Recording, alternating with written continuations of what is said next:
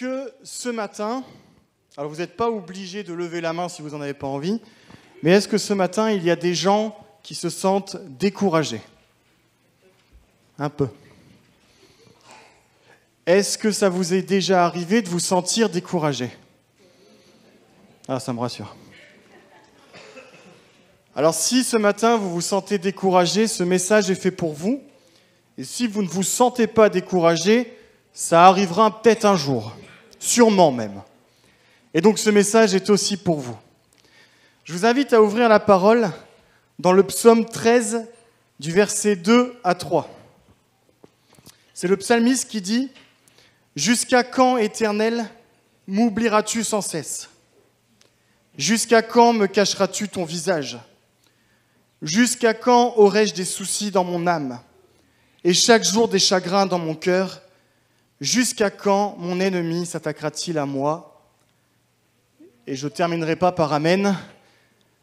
Mais si le psalmiste a déjà eu ceci en son cœur, c'est peut-être que c'est normal que nous aussi, à un moment donné, nous crions à Dieu « Jusqu'à quand ?» Et c'est le thème de mon message. Jusqu'à quand? Et n'êtes-vous jamais passé par cet état d'esprit où vous êtes en train de crier à Dieu en disant « Mais Seigneur, jusqu'à quand? Jusqu'à quand vais-je devoir supporter cette maladie?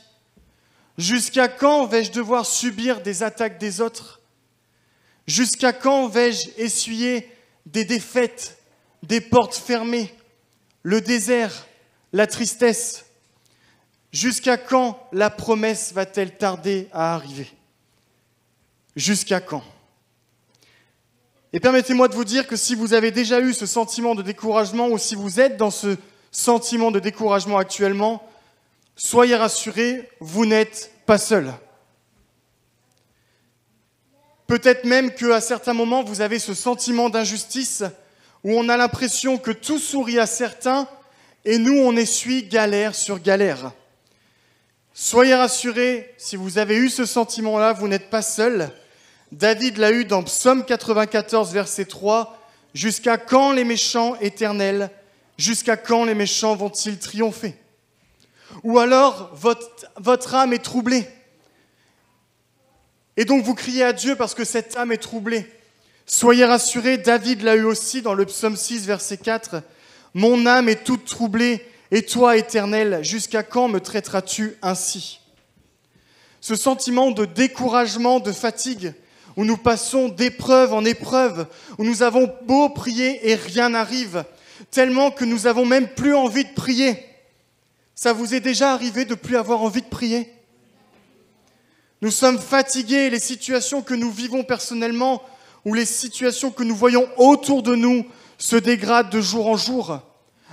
Si vous avez eu ce sentiment, soyez rassurés, Habakkuk l'a eu aussi. Dans verset 1, verset 2, « Jusqu'à quand, Éternel, vais-je crier à toi? Tu n'écoutes pas. J'ai crié vers toi pour dénoncer la violence, mais tu ne secours pas. » Ou peut-être que vous êtes fatigués également de voir le monde se moquer de Dieu sans impunité. Où nous voyons des courants libertins prendre de plus en plus de place dans notre société, des lois qui sont, excusez-moi de le dire, mais diaboliques, qui arrivent dans notre République, et voir nos chrétiens dans le monde se faire persécuter, et nous voyons également progressivement la persécution arriver dans notre pays. David a également ressenti cela dans Psaume 74, verset 10. « Jusqu'à quand, ô Dieu, l'agresseur blasphémera-t-il? L'ennemi pourra-t-il t'insulter sans relâche ?» Et peut-être que vous en avez tellement marre que vous vous dites « Mais à quoi bon tout ça? Vivement que le Seigneur revienne. » Soyez rassurés, dans Apocalypse 6, verset 10, il est dit « Ils crièrent d'une voix forte « Jusqu'à quand, Maître saint et véritable, tardes-tu à juger, à tirer vengeance de notre sang sur les habitants de la terre? Jusqu'à quand ?» Et si vous avez déjà eu ces pensées ou ces paroles, permettez-moi de dire, ne culpabilisez pas. C'est normal. Vous avez le droit d'avoir à un moment donné ce ressenti en vous? Et combien de fois j'ai pu culpabiliser d'avoir eu ce sentiment de découragement en moi, en me disant « Non, tu es chrétien, tu dois compter sur le Seigneur, tu n'as pas le droit d'être découragé. » Ou en me disant « Non, le découragement c'est pour les non-croyants, les croyants doivent tout le temps être encouragés. » Ou entendre des pseudo-prédicateurs sur les réseaux sociaux, le chrétien doit tout le temps être encouragé, est une source de découragement. Eh bien, permettez-moi de vous dire que ces paroles ne sont pas bibliques. Nous avons le droit d'être découragés. Pourquoi ? Parce que les plus grands de la Bible l'ont été. Je vous donne l'exemple de Moïse. En tant que leader, face à un peuple qui passe son temps à se plaindre, il devait être français, je pense. À dire tout le temps des choses négatives. Ah, avant c'était mieux. En Égypte, au moins, on n'allait pas mourir. Ah là là. Et puis Moïse, il n'est pas compétent. Non. C'était mieux avant. Pharaon, il était mieux. Et voici ce que dit Moïse face à tout cela dans Nombre 11, verset 11. « Pourquoi fais-tu du mal à ton serviteur ?» Il parle à Dieu, il crie à Dieu. « Et pourquoi n'ai-je pas trouvé grâce à tes yeux au point que tu m'imposes la charge de tout ce peuple ?» Et dans le verset 15, il dit « Plutôt que de me traiter ainsi, tue-moi donc, si j'ai trouvé grâce à tes yeux et que je ne vois pas mon malheur. » Si ça, ce n'est pas une parole de découragement, je ne sais pas ce que c'est.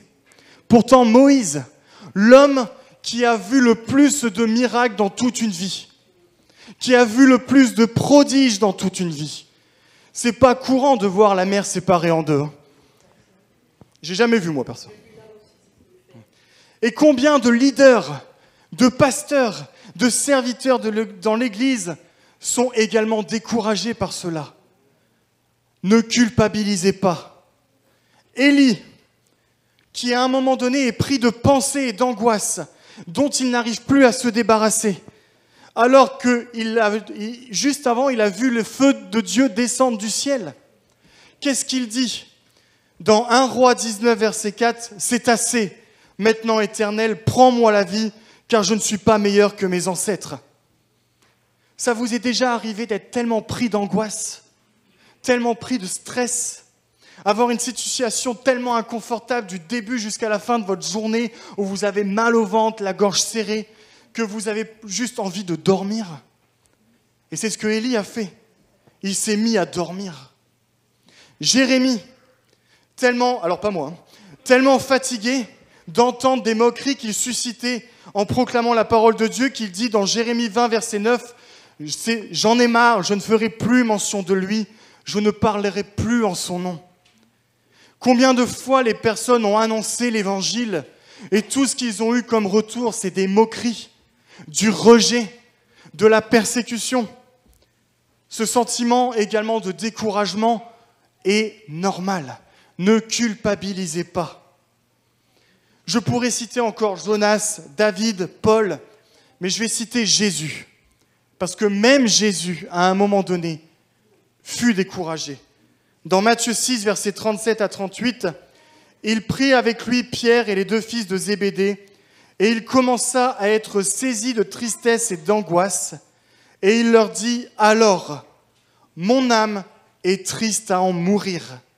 Restez ici, éveillés avec moi. » Si même Jésus, lui-même sans péché, Fils de Dieu, en pleine connexion parfaite avec le Père, se retrouve à avoir une âme triste à en mourir, alors pourquoi devons-nous culpabiliser si nous passons en effet par ce sentiment où nous crions « Seigneur, jusqu'à quand ?»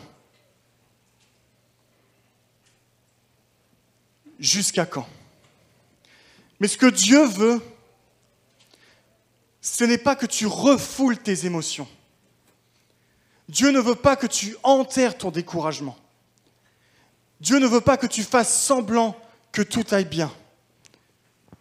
Combien de chrétiens montrent des faux semblants le dimanche matin en faisant croire qu'ils vont toujours bien? on est presque dans une forme où on n'a pas le droit d'aller mal. Il faut toujours aller bien.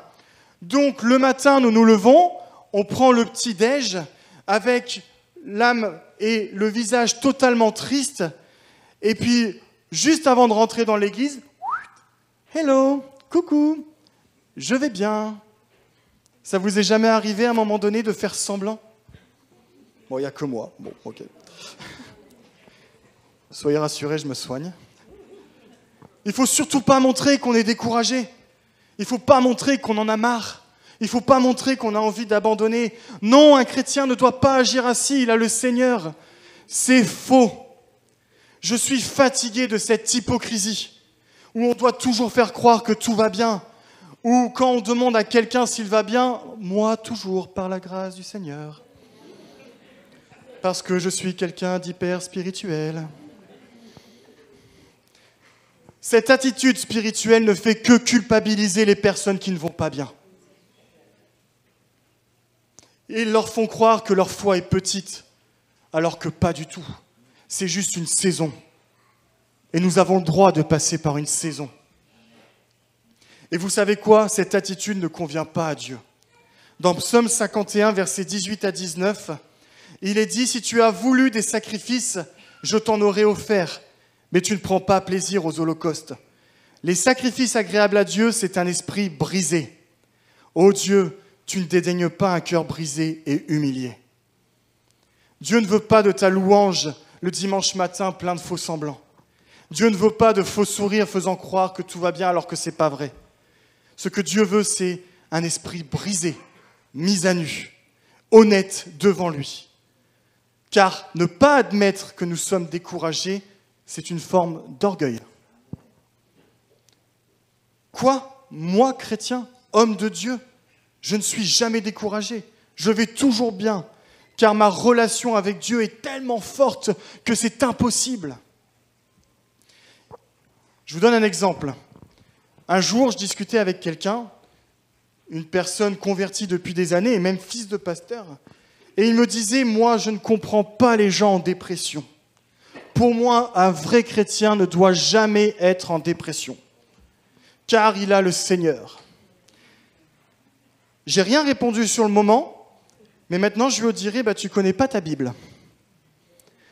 Parce que non seulement c'est pas biblique, mais en plus, j'ai appris qu'après plusieurs années, il est lui-même tombé dans une lourde dépression. Je pense que le Seigneur voulait lui apprendre quelque chose. Qu'est-ce qui est agréable à Dieu? Pourquoi est-ce que c'est un esprit brisé qui est agréable à Dieu? C'est pas que Dieu aime voir les gens brisés. Dieu n'aime pas vous voir brisés.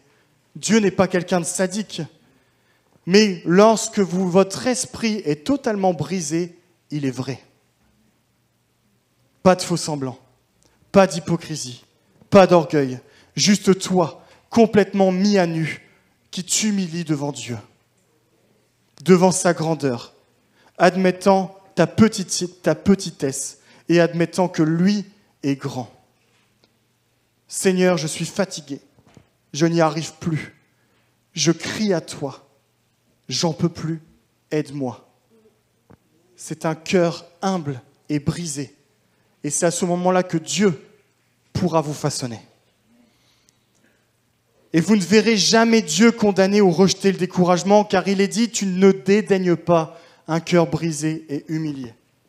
La version Parole de vie dit, mon sacrifice au Dieu, c'est moi-même avec mon orgueil brisé. Ô Dieu, tu ne refuses pas de regarder un cœur complètement brisé. La version Semeur dit, le seul sacrifice qui convienne à Dieu, c'est un esprit humilié. Ô Dieu, tu n'écartes pas un cœur brisé et contrit. Permettez-moi de reprendre les exemples des hommes dans la parole de Dieu que je vous ai lus tout à l'heure. Dieu ne les a jamais rejetés parce qu'ils ont crié leur découragement à lui. Dieu ne les a jamais réprimandés. À Moïse, vous savez ce qu'il a fait parce qu'il en avait marre de gérer le peuple? Après que Moïse ait crié son découragement, Dieu lui donna 70 hommes parmi les anciens d'Israël pour l'épauler dans sa tâche de leader. Moïse a crié son découragement, Dieu a répondu. Élie il a crié son découragement. Après qu'il ait dormi, un ange apparut pour l'encourager et lui donner de la force en lui donnant un gâteau cuit sur des pierres et une cruche d'eau. Il était fatigué. Dieu lui a donné du réconfort et de la force. Il a crié. Dieu a répondu. Jérémie, malgré son découragement et son envie d'arrêter, Dieu a maintenu dans son cœur un feu dévorant qu'il essayait de contenir sans y parvenir. Il en avait marre de servir Dieu, mais Dieu a continué à mettre un feu en lui pour qu'il n'abandonne pas. Et Jésus, étant dans une angoisse tellement extrême qu'il transpirait des grumeaux de sang, un ange lui est apparu du ciel pour le fortifier. À aucun moment, Dieu a rejeté le découragement. Il y a répondu. Et là, j'ai écrit « Le peuple de Dieu dit Amen ». Je me suis trompé. À aucun moment, Dieu l'a rejeté, il a répondu. Amen. Ce que Dieu ne veut pas, c'est que tu fasses semblant. C'est que tu te forces à être fort, que tu portes seul ton poids ou que tu t'isoles. Contrairement, ce que Dieu veut vraiment, c'est que tu sois honnête avec lui. Que tu viennes à lui faible, que tu lui confies ton fardeau ou que même tu vas trouver un frère ou une sœur en Christ et que tu vas partager ton découragement avec lui. Psaume 62, verset 9, qui dit « Vous, les gens de mon peuple, ayez confiance en lui, instant après instant, ouvrez-lui votre cœur, Dieu est notre refuge. » Dieu veut votre cœur, et c'est en lui ouvrant votre cœur plein de découragement qu'il pourra réellement agir. Je vous l'ai dit il y a quelques dimanches quand j'ai prêché sur les problèmes, parce que ce n'est pas les miens, les problèmes avec les TOC, qui était pour moi une vraie source de découragement. Je voulais en parler à personne et je culpabilisais presque de subir cette saison pensant ne pas être un chrétien suffisamment bon. Et donc, tu arrives à un moment donné où tu fais semblant. Vous souriez à tout le monde, dites que tout va bien en proclamant que Dieu est bon, sans même y croire. Jusqu'au moment où vous n'en pouvez plus, vous vous humiliez en larmes devant Dieu en lui disant « J'en peux plus, Seigneur. J'y arrive plus, c'est trop dur. Je deviens fou. » Et à ce moment-là, Dieu a mis des professionnels de santé compétents sur ma route pour m'aider et à comprendre ce qui m'arrivait, m'orienter vers un traitement pour mieux gérer la chose. Et il a même mis sur mon chemin un pasteur qui a le même souci que moi et qui a pu m'encourager dans cela. Et grâce à ce contact, on s'est réunis sur un groupe WhatsApp avec d'autres chrétiens qui ont des troubles obsessionnels compulsifs. Et nous avons partagé, et des personnes dans le groupe étaient découragées. Et j'ai pu témoigner comment Dieu a agi. Et je suis passé de quelqu'un de découragé à quelqu'un qui encourage. Vous savez quoi ? Dieu veut utiliser ton découragement d'aujourd'hui afin d'être une source d'encouragement demain. Je répète, Dieu veut utiliser ton découragement aujourd'hui afin d'être une source d'encouragement pour demain.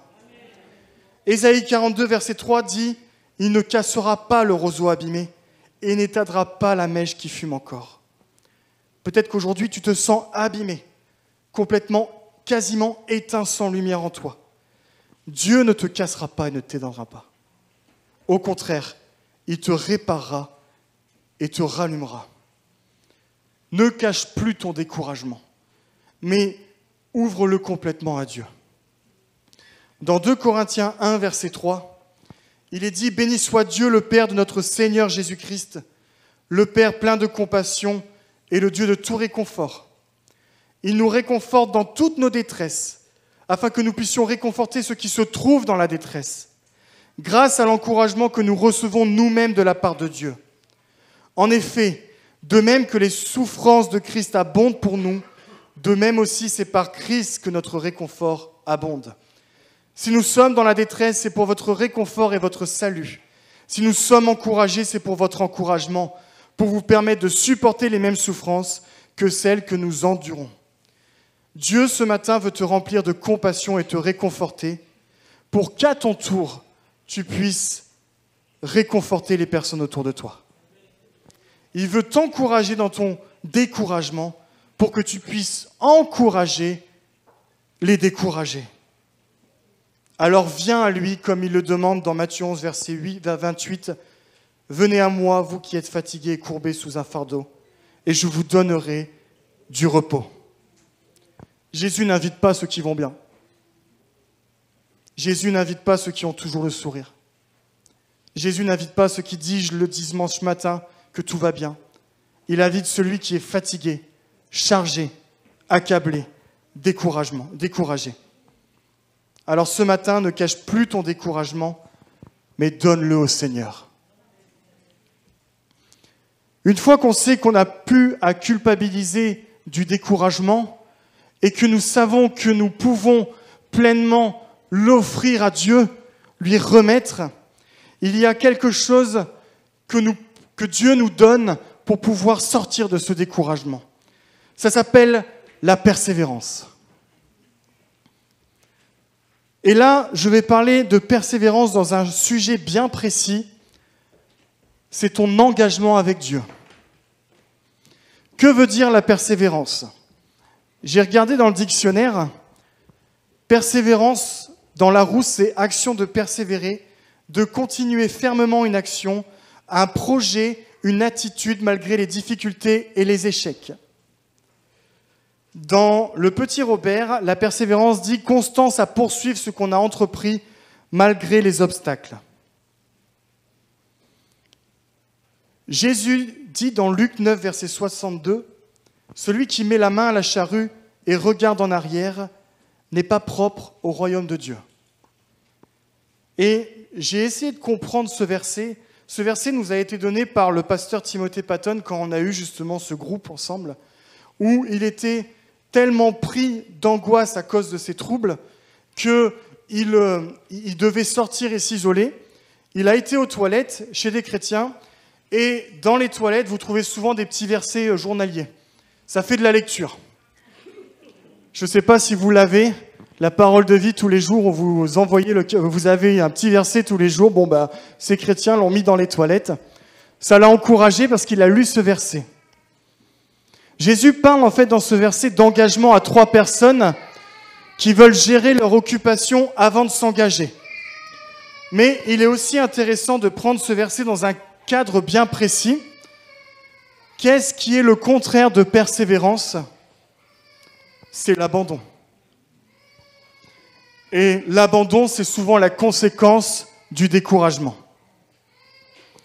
Jésus donc parle de commencer un engagement précis avec lui, celui qui met la main à la charrue. Et le fait de regarder en arrière peut être assimilé à des regrets, de l'hésitation ou l'envie d'abandonner.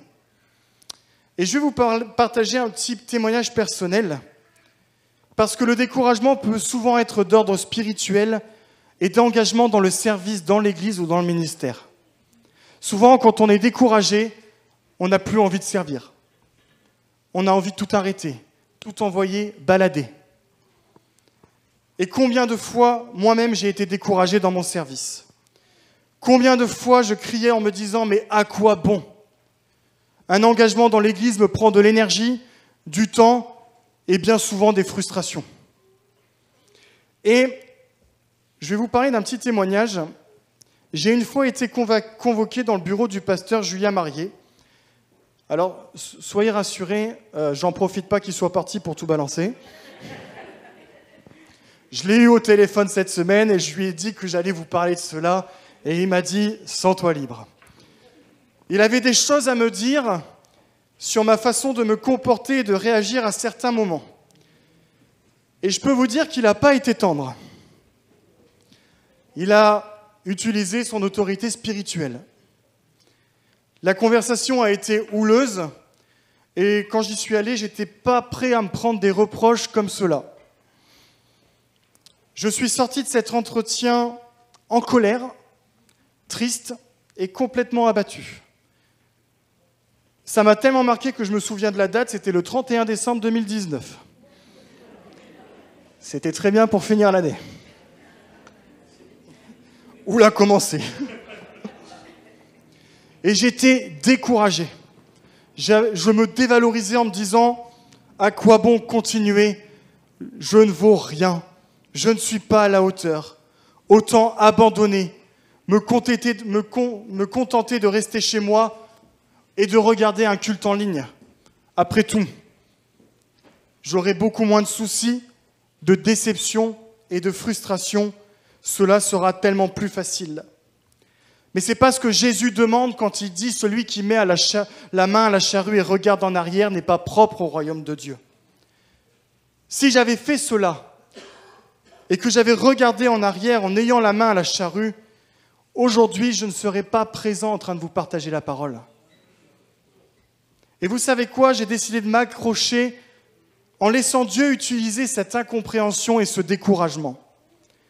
Et aujourd'hui, je suis reconnaissant de cet entretien, car il m'a fait grandir, m'a permis de me remettre en question et m'a appris à persévérer dans le service pour le Seigneur. Peut-être qu'aujourd'hui, tu as envie d'abandonner ton service, ton ministère ou même l'Église. Ou peut-être que c'est un sentiment que tu pourrais ressentir dans les semaines ou les mois à venir. Ou peut-être même, je vais aller plus loin, que ce découragement pourra être lié à l'absence de pasteur pendant quelque temps par rapport à la saison que nous allons traverser. Ou alors, tu ne vois pas encore les fruits de ton labeur. Tu es dans une saison sèche et tu te dis, mais à quoi bon? Hébreux 10, verset 36 dit, car vous avez besoin de persévérance, afin qu'après avoir accompli la volonté de Dieu, vous obteniez ce qui vous est promis.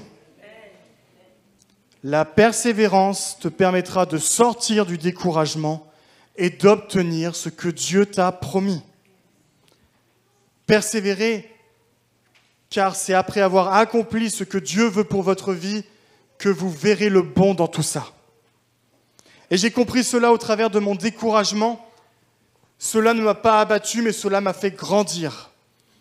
En ce qui concerne ton service et ton investissement pour Dieu, voilà ce que dit Galates 6, verset 9. « Ne nous lassons pas de faire le bien, car nous moissonnerons en temps convenable si nous ne nous relâchons pas. » Mes amis, je vous appelle à la persévérance ce matin.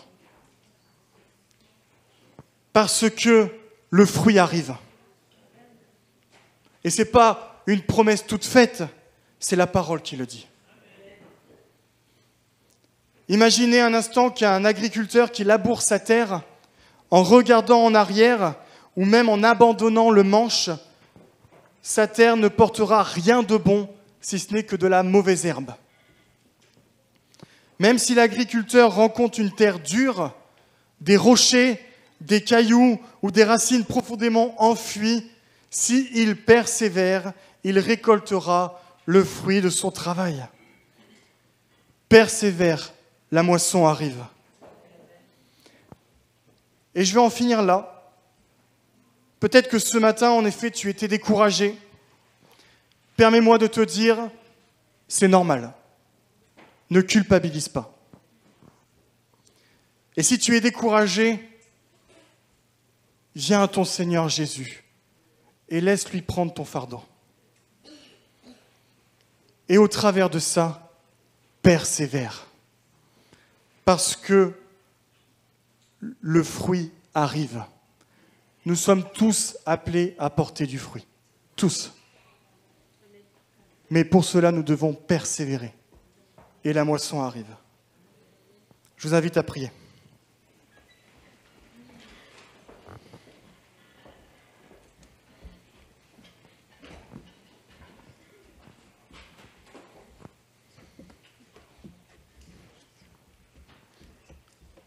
Seigneur, nous voulons te dire merci pour cette parole que tu as mise dans nos cœurs.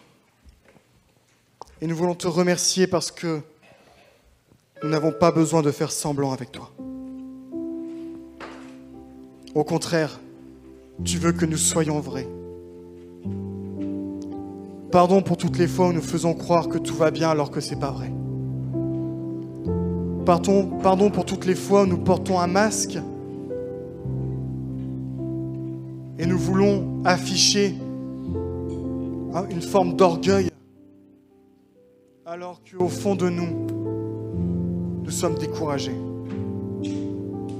Aide-nous, Seigneur, à venir à toi, totalement vrai, avec la conviction que tu restaures nos cœurs, avec la conviction que tu demandes à ce que nous venions vers toi totalement vrai. Merci Seigneur pour cet amour que tu nous donnes, où nous avons la possibilité d'être vrais avec toi, de crier à toi. Crier jusqu'à quand? Jusqu'à quand vais-je devoir subir cela? Jusqu'à quand vais-je devoir passer par ce chemin? Jusqu'à quand? Merci Seigneur parce que tu nous appelles à déposer le fardeau et à prendre le tien qui est doux et léger.